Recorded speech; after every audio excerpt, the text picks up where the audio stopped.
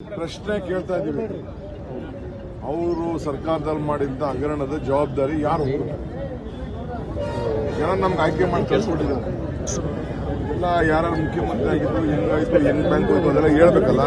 ಈಗ ನಮ್ಮ ಬಗ್ಗೆ ಮಾತಾಡ್ತಾರೆ. ಪಾದಯಾತ್ರೆ ನಡ್ಕೊಂಡು ಬಂದಾಗ ನೀವು ಅವ್ರಿಗೆಲ್ಲ ಈಗ ನಾನೇನು ಪ್ರಶ್ನೆ ಕೇಳಿದ್ರೆ ಅದಕ್ಕೆಲ್ಲ ಉತ್ತರ ಹೇಳಿ. ಅವರು ನಮ್ಮನ್ನ ಜೈಲ್ಗೆ ಹಾಕ್ಸ್ಬೇಕು ಅಂತ ಭಾಳ ದೊಡ್ಡ ಸಂಚು ನಡೀತಾ ಇದೆ. ನನಗೆ ಗೊತ್ತಿದೆ, ಅದು ಮಾಡಲಿ, ರೆಡಿ ಇದ್ದೀನಿ. ನನ್ನಂತವನು ಬೇಕಾದಷ್ಟು ಜನ ಇಲ್ಲಿ ಉಟ್ಕೋತಾರೆ ಕಾಂಗ್ರೆಸ್ ಪಾರ್ಟಿಲಿ, ಏನು ತೊಂದರೆ ಇಲ್ಲ.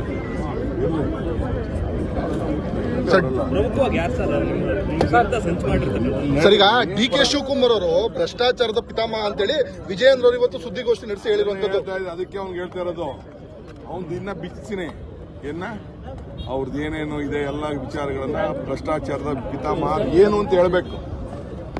ನಾನು ಪ್ರೆಸ್ ಕಾನ್ಫರೆನ್ಸ್ ಅಲ್ಲಿ ನಾನು ಭ್ರಷ್ಟಾಚಾರದ ಪಿತಾಮಹ ಅಂತ ಇನ್ಸಿಡೆಂಟ್ ಕೂಡ ಕೇಳಿ ಅವನಿಗೆ ತಾಕತ್ತಿದ್ರೆ, ಆ ಗಣಿಸಿದ್ರೆ ಅವನು ತಿಳ್ಸಕ್ ಕೇಳಿ. ಅವನಿಗೆ ಗೌರವ ಕೊಡ್ತೀನಿ, ಒಬ್ಬ ಪಾರ್ಟಿ ಅಧ್ಯಕ್ಷ.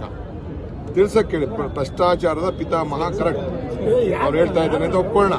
ಹೇಳಕ್ ಕೇಳಿ, ಯಾವ್ದು ಭ್ರಷ್ಟಾಚಾರ, ಯಾವ ತನಿಖೆ ಆಗಿದೆ, ಎಲ್ಲಿದೆ, ಏನ್ ಭ್ರಷ್ಟಾಚಾರ ಅವ್ನು ಗೊತ್ತಿದ್ಯಾ?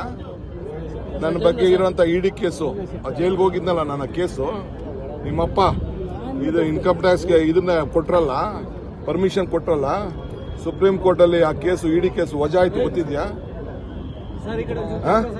ನಿಮ್ದು ಯಾರ್ದು ಒಬ್ರದ್ದು ನಿಮ್ದು ಎಲ್ಲ ಇದೆಯಲ್ಲ ಗೊತ್ತಿಲ್ಲ, ಯಾಕೆ ಪರ್ಮಿಷನ್ ಕೊಟ್ಟಿಲ್ಲ?